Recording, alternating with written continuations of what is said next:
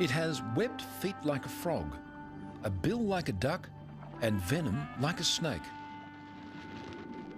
And oddest of all, it lays eggs like a bird.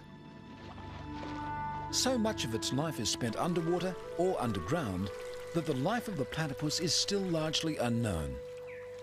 An irresistible challenge to filmmaker David Parer. I've always been fascinated by the mysteries of how platypus have their young. And over the next 3 years, we're going to take you on a journey to discover what happens deep inside their nesting burrows. It's a truly amazing story. Maybe she's active.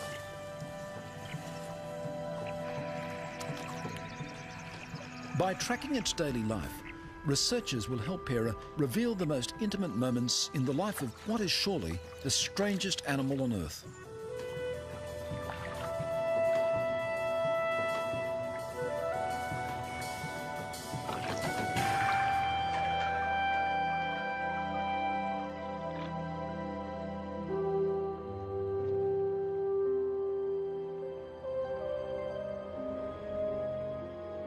The high plateau of Tasmania, the southernmost link in a mountain chain that stretches the whole length of Australia's eastern coast.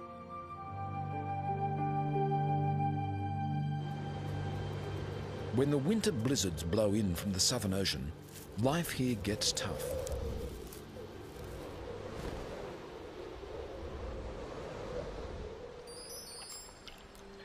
Yet, even here, the platypus thrives.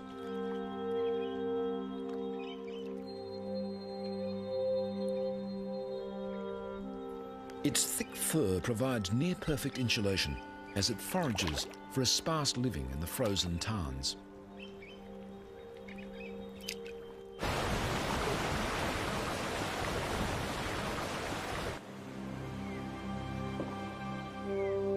The spring thaw turns mountain streams into torrents. Humans are rare in the remote Tasmanian wilderness, but platypuses are plentiful.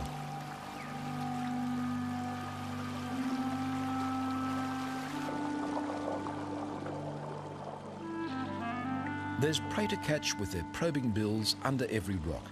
Shrimps and worms, and the larvae of aquatic insects.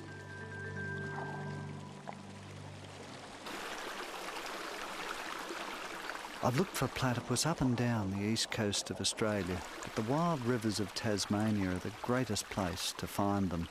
But even here, they're difficult to see. They seem to meld into the water and rocks, and then suddenly disappear. When Europeans first encountered it, the platypus seemed almost too weird to be real. The name comes from the Greek for flat-footed, yet it was the creature's duck bill that most fascinated 19th century zoologists.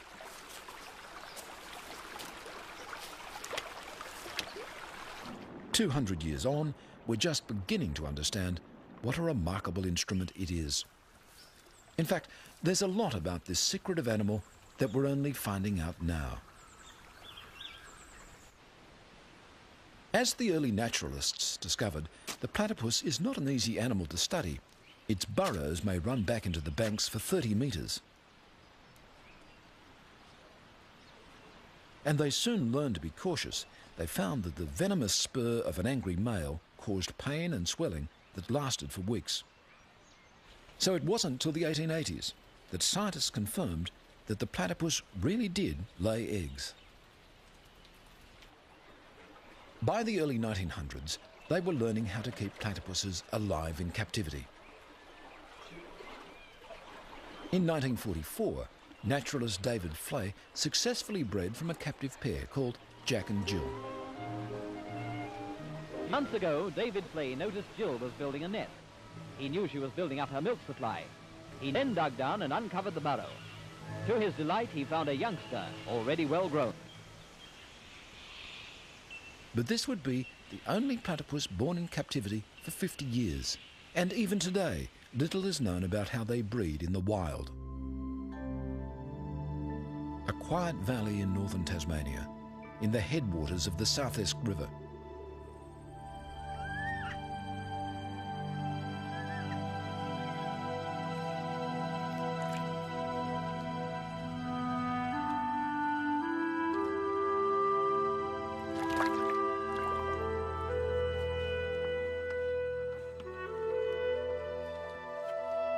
An unassuming farm dam proves an ideal site for biologist Nina Koch.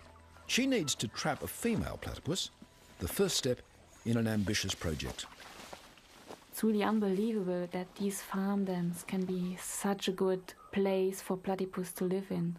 They seem to be enormously productive, ideal habitat for females to breed in.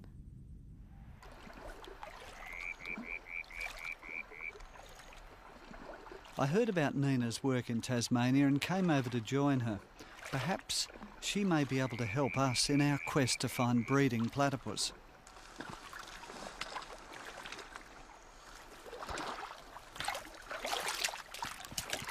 Nina has been fascinated by the platypus ever since she saw one on TV as a child.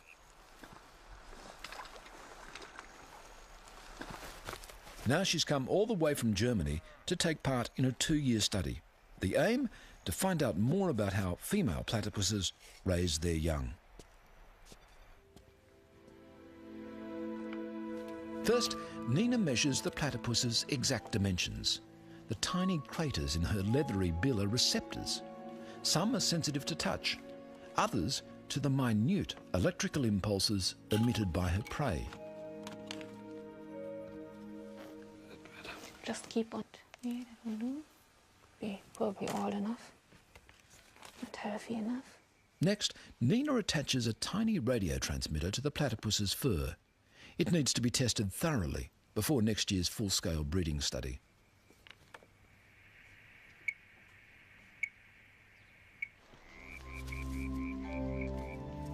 Nina decides to call the female Shy, after a platypus character in a children's book.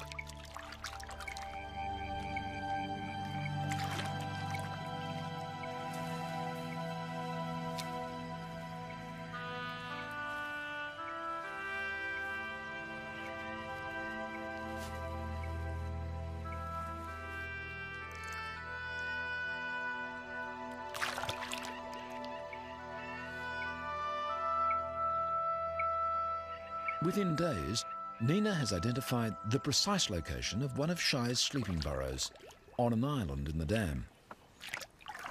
We've tracked Shy for a couple of days now, and we could follow her to this island.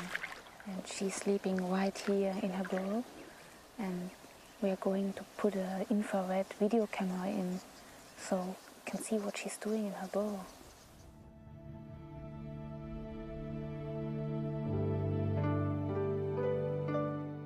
Just before dawn, Shy returns to sleep.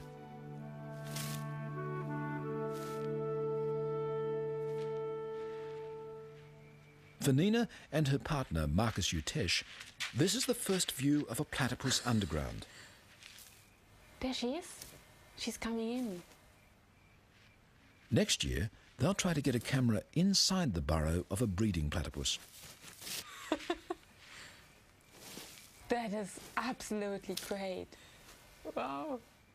A few weeks later, Nina and Marcus find a baby platypus near the dam. It's only just emerged from the nest. Soon after, they find another, bigger youngster. This baby looked much more like an adult. It weighed 610 grams, so double the size of the one that we caught before.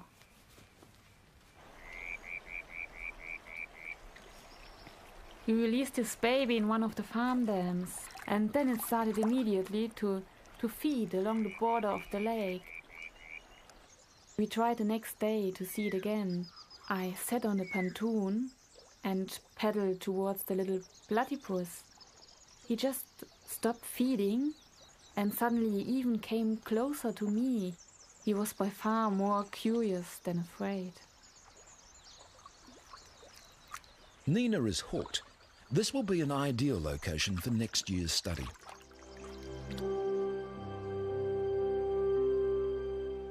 The only other animals on Earth that are even distantly related to the platypus are the echidnas. Like the platypus, the short-beaked echidna has looked much the same since the age of the dinosaurs.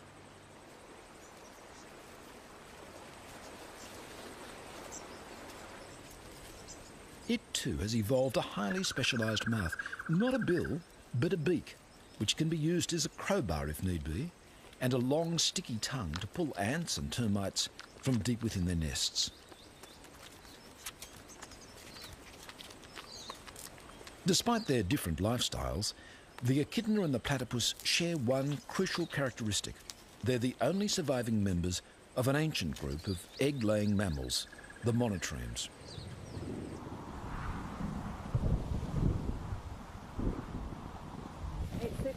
That's pasta. Peggy Rismiller and Mike McKelvey have been tracking and studying echidnas for 15 years. What they've discovered about the echidna's breeding cycle may help David Pera in his pursuit of the platypus. That's Whisper. Up to a dozen echidnas at a time may be carrying transmitters. Okay. It's always worth seeing what Hari's doing. What Hari's doing is looking for a mate.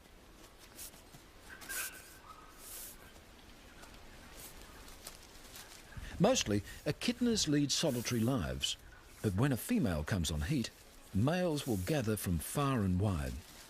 But the females emit a scent, and the scent is called a pheromone, and it's something that humans often can't smell, but obviously the males can smell it. The pheromone, of course, would be able to go cross-country on wind and attract the males. And we've seen males cross this peninsula several times and then eventually end up with a female. Hari and several other males are already here, and Whisper is on his way. Yep, he's there. Whisper joins what's called an echidna train, a group of males all paying court to a single female. Okay. She has no burrow over here? A train can stay in place for up to a week, with the males constantly jockeying for position. They must be patient, but ready for instant action. Mating will take place just once when the female decides that the time and the partner are right.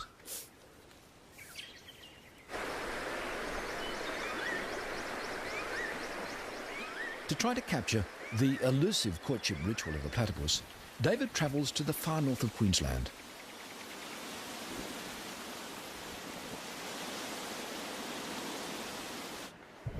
Here, in the tropical rainforest, the mating season has already begun.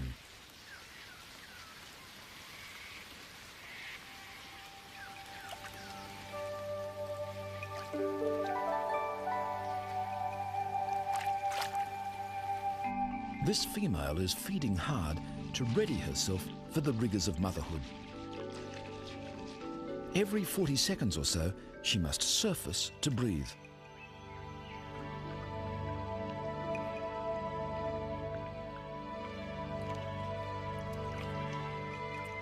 This is when she's most vulnerable. Eyes and ears are open wide, alert for danger. But as soon as she dives, she shuts them tight. Using only the sensors in her bill, she's built up a detailed mental map of her feeding ground.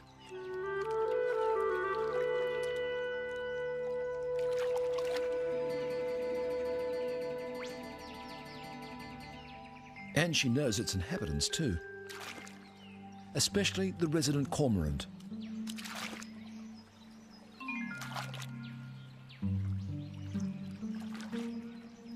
The white-faced heron minds its own business.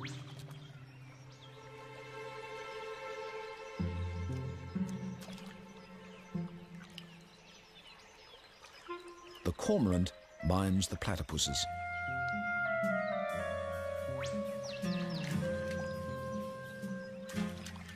Each time the platypus dives, the cormorant follows, snapping up shrimp and small fish flushed out by the foraging platypus.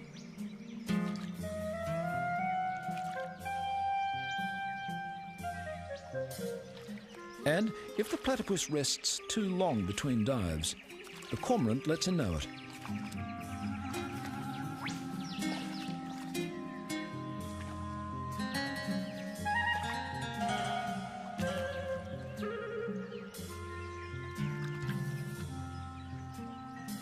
In this particular river system, almost every pool has several resident platypuses and a single cormorant ready to exploit them.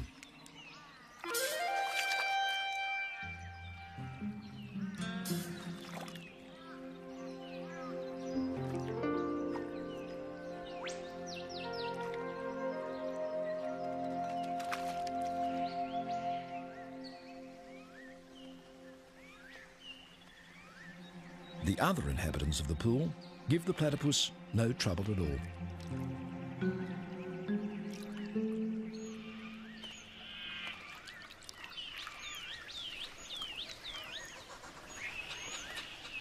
The azure kingfishers are peaceable neighbours too.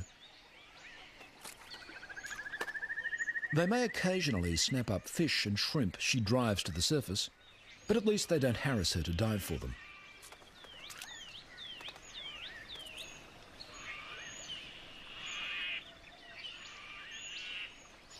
Most platypuses have a broader home range than a single pool. This muddy tributary to the main stream is a favourite feeding ground.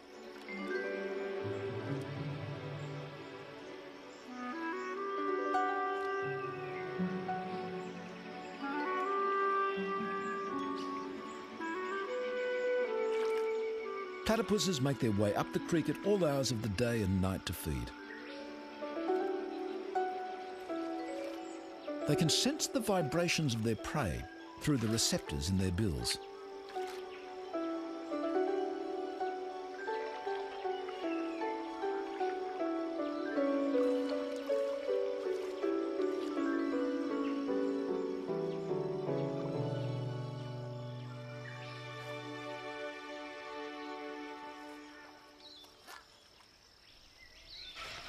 I've been here for about 3 months now and been desperately trying to find a place where the platypus are courting. I think we might be onto something here. This is firm flat. It appears to be dominated by a male, and he does his patrolling, and again it appears that there's a female who I think is just coming up to her burrow or area that she spends a lot of time at now.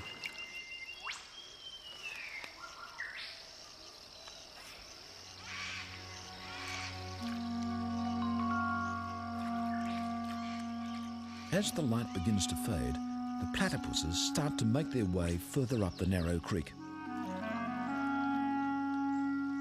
There's even better feeding where it runs through cleared farmland, but the platypuses will only venture there at night.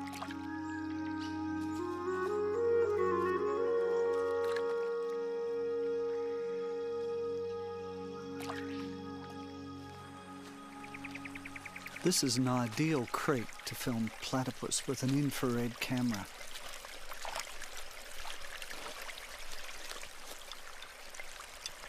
I really like using infrared cameras because you can capture behaviours at night that no one's ever seen before.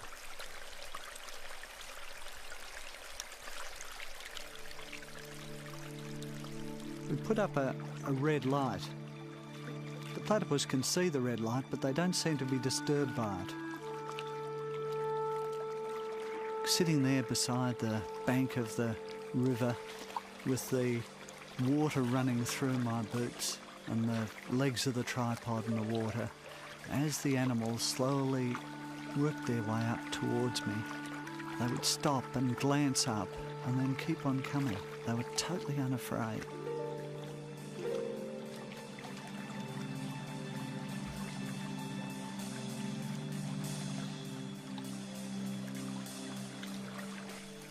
In the first hour after dark, 6 platypus passed me. And then a water rat appeared. Water rats are about the same size as a platypus, but much fiercer.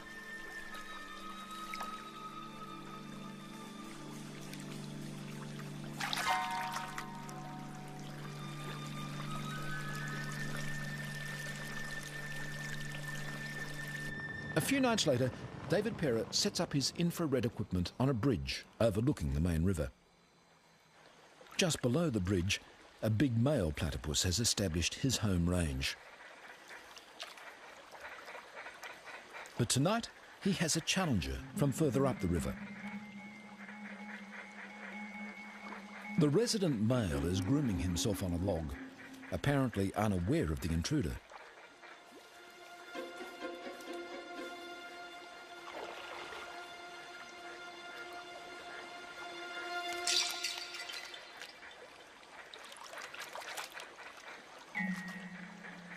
Despite being caught by surprise, the resident male has won the encounter easily. He hasn't had to use his most damaging weapon.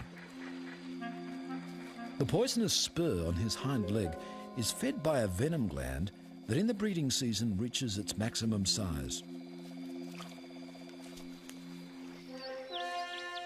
Day and night now, the big male patrols his home range.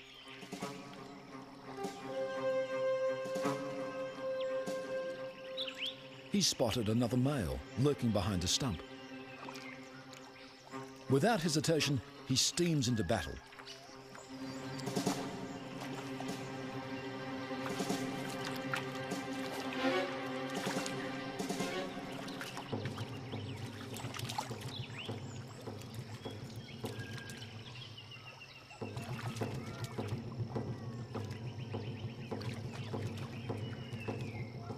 Whether platypuses regularly use their spurs in these encounters, or whether they're weapons of last resort, we don't know. In this case, the resident male is triumphant, and a female is ready to be courted.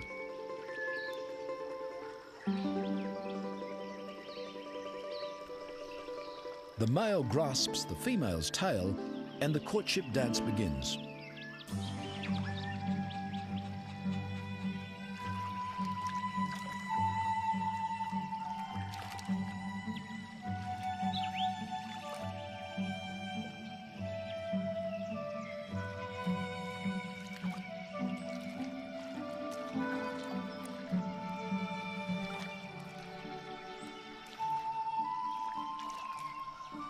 The dance can continue for 20 minutes or more.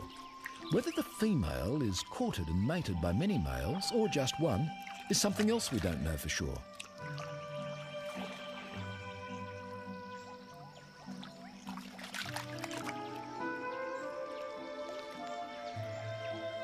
Finally, it looks as though the male mounts the female and mating takes place.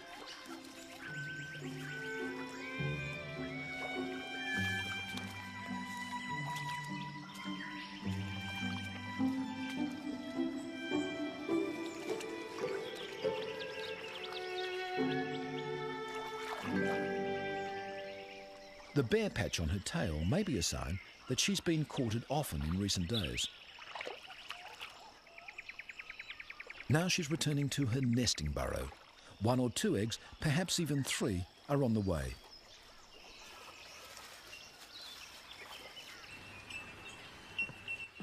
Healesville Sanctuary in southern Australia. Much of what we know about platypus mating and breeding has been learned by Les Fisk and his colleagues from the captive animals at Healesville Sanctuary. For 10 years, a male and female platypus have lived in this elaborate artificial world. Through a maze of tunnels, pipes and tanks, video cameras record their every move.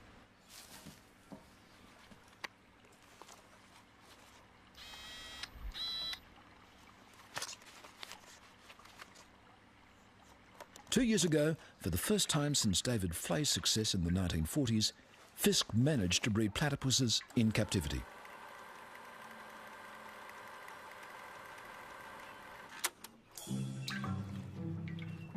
For most of the year, Karina, the female, will have nothing to do with N, the male. But spring is in the air at Healesville Sanctuary.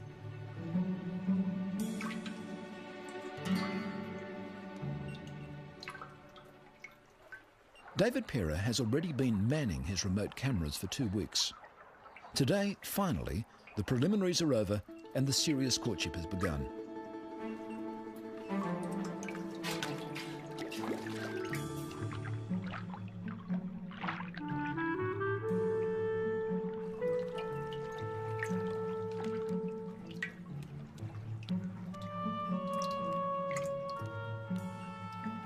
The moment that she's ready to mate can be fleeting. N is determined that he's the one who'll be around when that moment comes.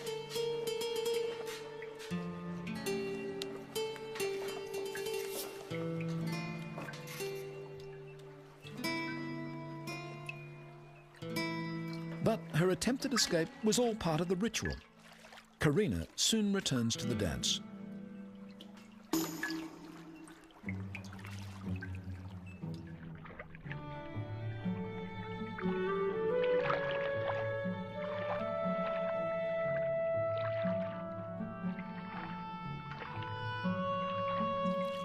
Two years ago, this couple successfully produced twins.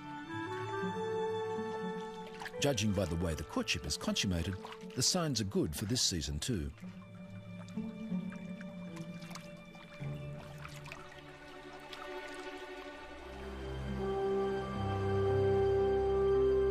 Summer has come again to Tasmania, and its wild rivers are swollen with melting snow.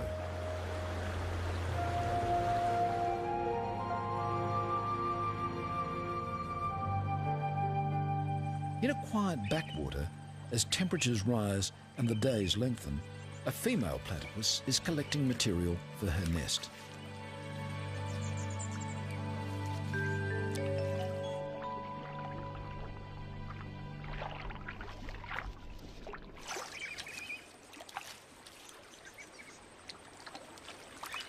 She takes leaves one by one in her bill and jams them under her tail.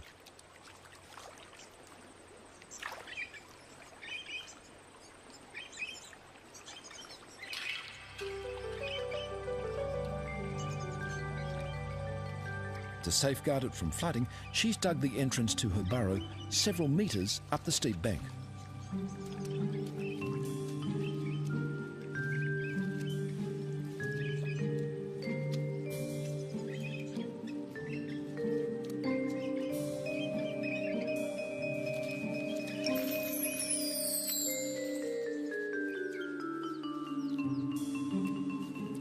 Over the next few days, she'll make dozens of trips like this, until the nesting chamber at the end of her long burrow is lined with sticks and leaves.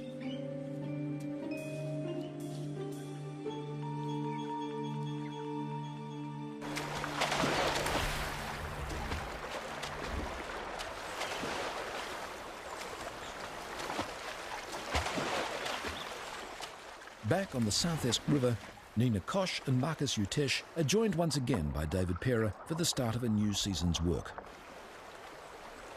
In the early afternoon, we go down to the South Esk River and set up a series of nets. These nets were originally designed to catch eels, but they're also really good and safe for catching platypus as well. Ja, genau.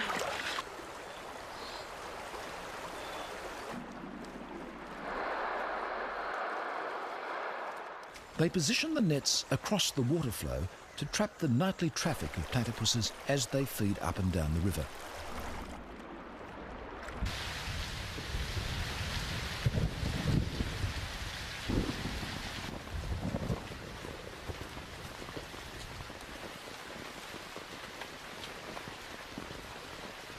In the late afternoon, the platypus come out of their burrows and start feeding. They're very good at avoiding nets because their sensitive bill can pick up the water flowing through the mesh. Many evade the nets, but eventually we catch one.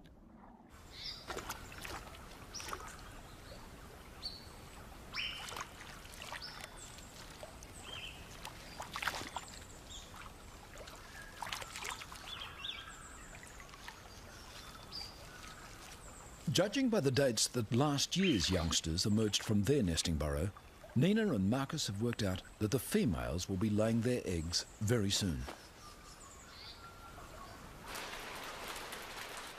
Now is the time to fix radio transmitters to them.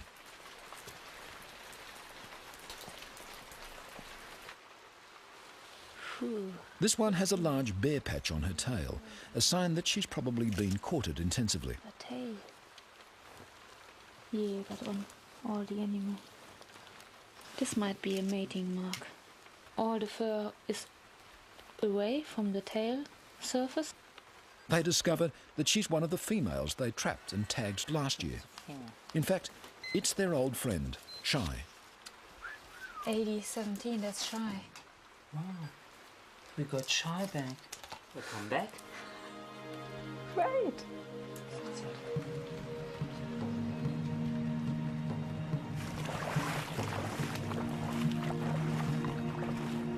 After several weeks' exhausting work setting nets up and down the river, Nina and Marcus managed to catch 7 females.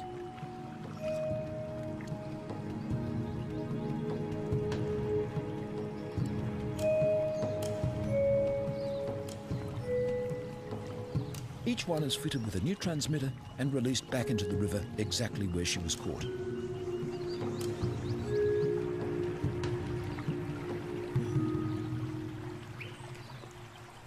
For Nina and Marcus, it's the start of another period of intense work, tracking all 7 females for hours at a time.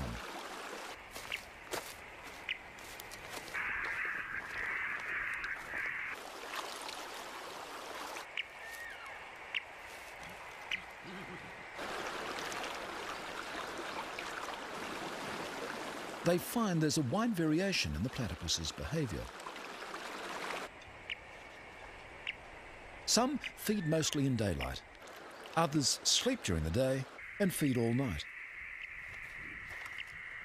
Some travel a kilometre or more up and down the river each feeding session.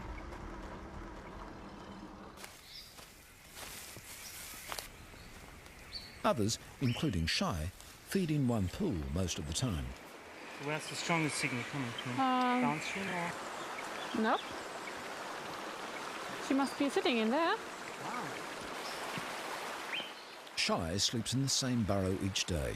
Nina and Marcus want to pinpoint its exact location because there's a good chance it's where she's built a nest and is nursing her young.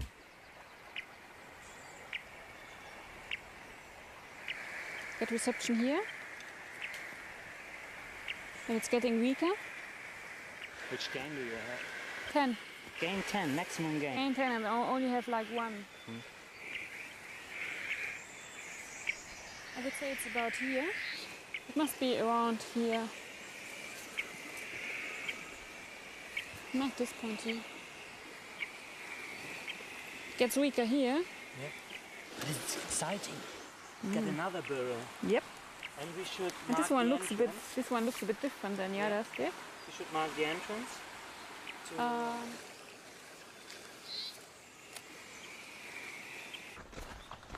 Meanwhile, Peggy Rismiller and Mike McKelvey are still keeping track of their echidnas. You think try again from here? Oh yeah, right towards that cypress. 3 weeks ago, this female was at the head of a mating train. She should by now have laid an egg.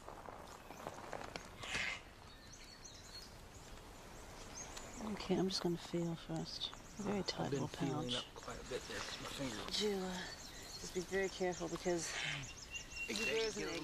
Oh my Jesus. See if you can get it closer down your way. I'm going to pull the pouch open. There's There the it egg. is. There's the egg.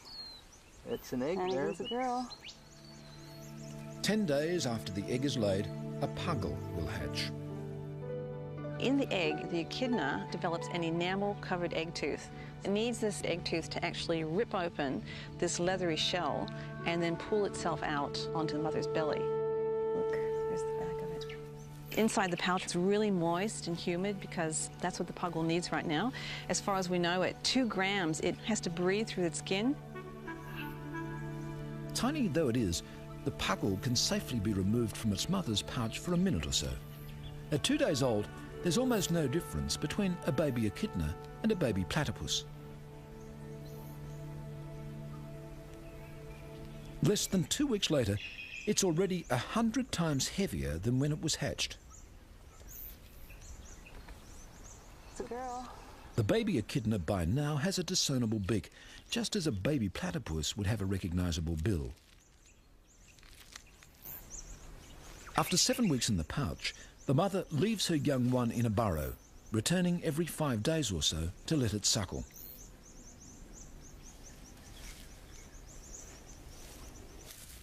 Instead of nipples, the mother has specially adapted paws clustered in patches on her tummy. As the baby suckles, the mother expresses the milk through her skin. It doesn't need its eyes. I think it's like all very small animals. They go on scent. And so the young is scenting where the milk patch is. At 6 months, the young one is almost ready for independence.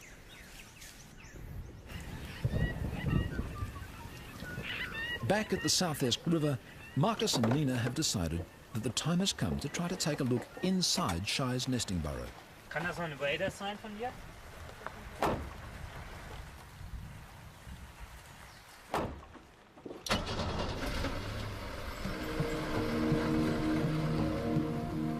Shy has been feeding regularly for 16 hours in every 24, returning to the same burrow each day to sleep. They're sure she's nursing young.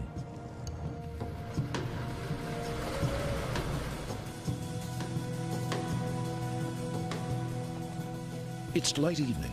Shy's already left the burrow to feed. Nina, Marcus and David have at least 8 hours to try to get a glimpse inside the nesting chamber.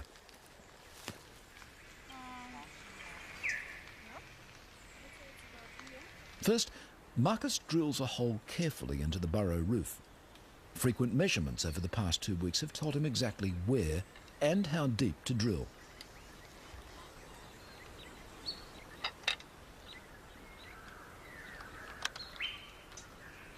Meanwhile, David sets up and tests an endoscope with a tiny video camera mounted on its end.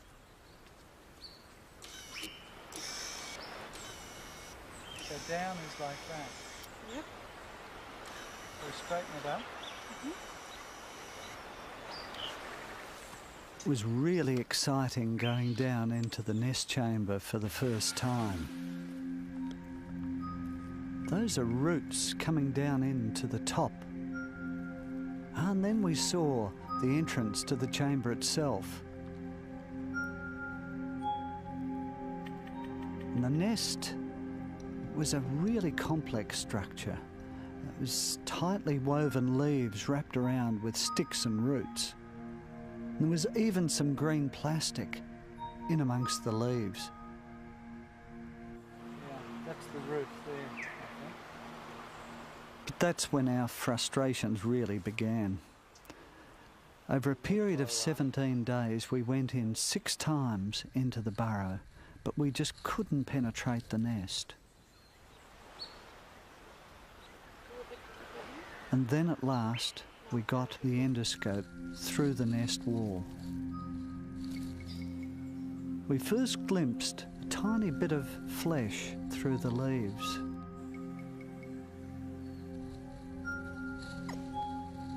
And then another period of frustration, half an hour trying to get a glimpse of the bill.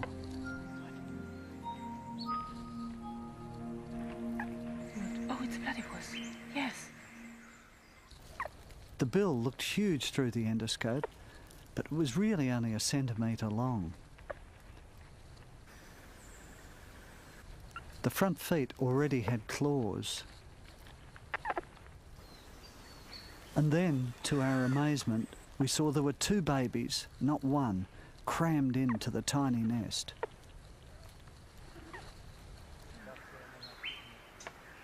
Thank you. 3 weeks later, we went into the burrow again, and we found them immediately. It's incredible. They'd grown enormously. Now they were covered in a thin layer of fur. There were even visitors inside the burrow. What is it? It's a tick. I think it was a tick. The ticks are only found on platypus, and already they're feeding on the blood of the young ones. Their bills are now large and very dark. We think the young are now about 6 or 7 weeks old.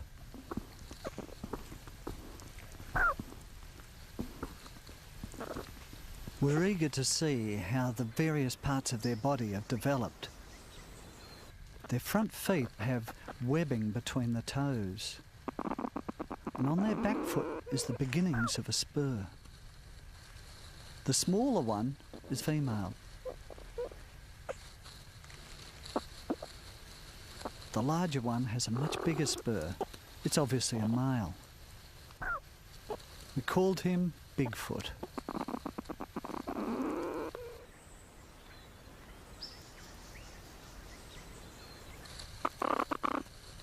The nostrils are huge. We think they're probably used to find the milk patches of the mother. And here, the smaller one is rubbing the tummy of the larger one, as if it's trying to suckle. It was a revealing 3 hours in the burrow.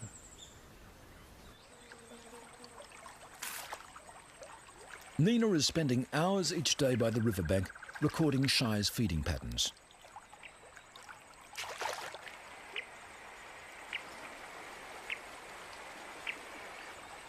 It's late summer on the South Esk, and vast numbers of insects are hatching from the river.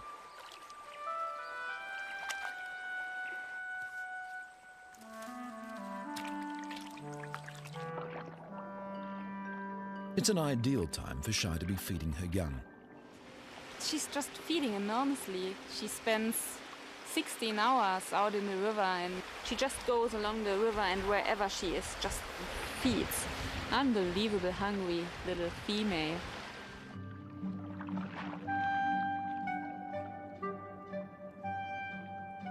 A nursing platypus will consume up to half her body weight in food every 24 hours.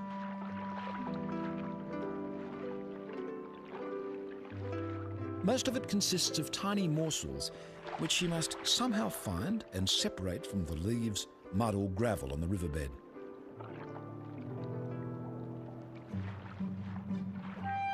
When she gets to the surface, she chews with a sideways motion of her grinding pads, separating out and swallowing the food.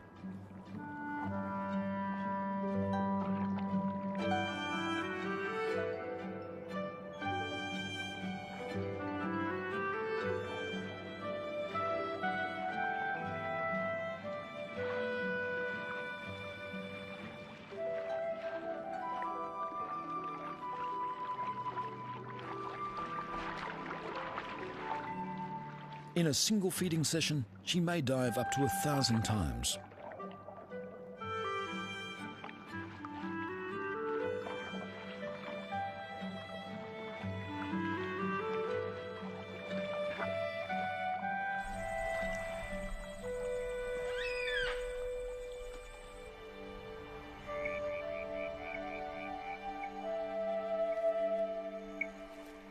Tonight, the team plan to go into Shy's burrow once again. So, while Nina tracks Shy to make sure she's out feeding, the team drills a new hole into her nesting chamber.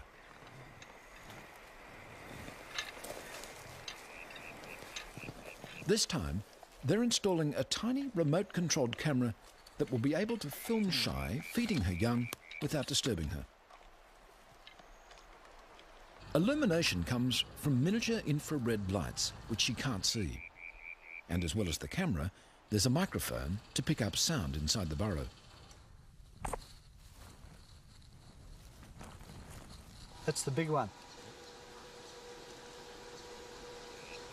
There. Oh.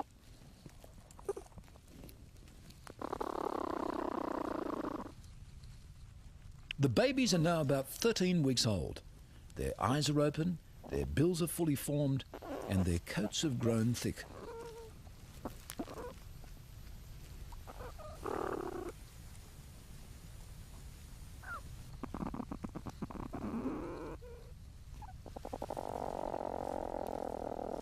While Bigfoot plays with tree roots in the roof of the chamber, the smaller one is perhaps getting ready to take on solid food.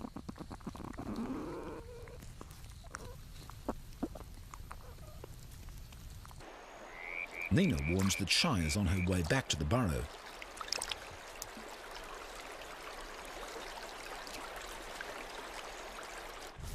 As she approaches the nesting chamber, she unblocks the earthen plugs which she's set there to protect her young.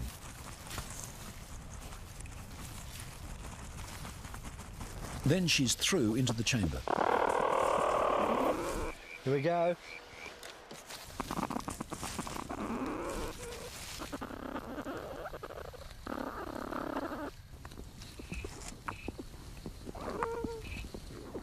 Within minutes, the eager young are greedily suckling from their mother's milk patches.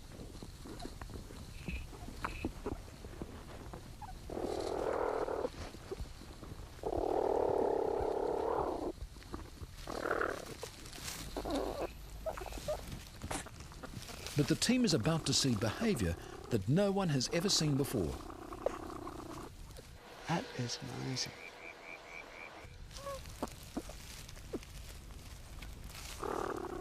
The young stopped suckling and then began to rub their mother's bill. Are they taking food from her? Perhaps getting a taste of those little animals that they themselves will be eating in the next few weeks? Or are they drinking her saliva? Maybe getting some of the bacteria that will strengthen their immune system.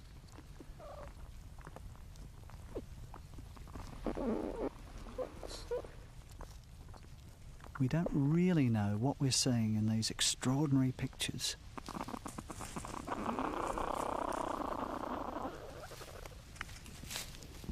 Soon, Shy has had enough. She busily rebuilds the nest around her young.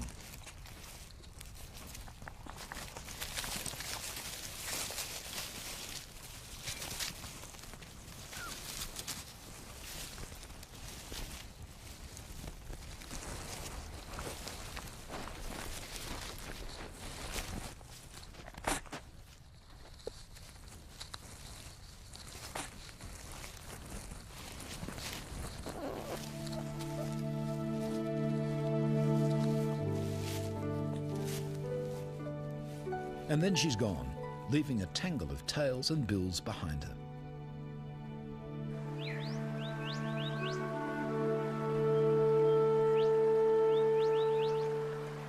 Ten days later, on watch as usual beside Shy's pool, Marcus and Nina spot one of the young platypuses in the water.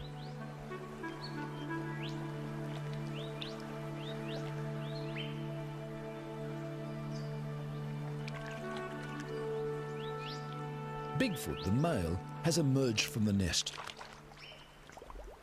The team watches, enthralled, as the last chapter in the drama they've been following for months unfolds.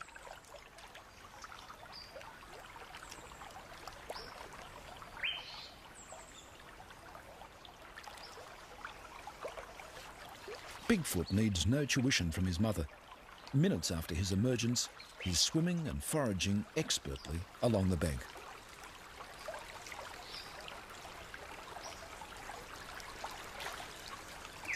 He asserts his independence swiftly. Within a few weeks, he's travelling well upstream from his mother's pool. Soon, he'll have to leave this rich feeding ground. He's trespassing on the home range of older, larger males.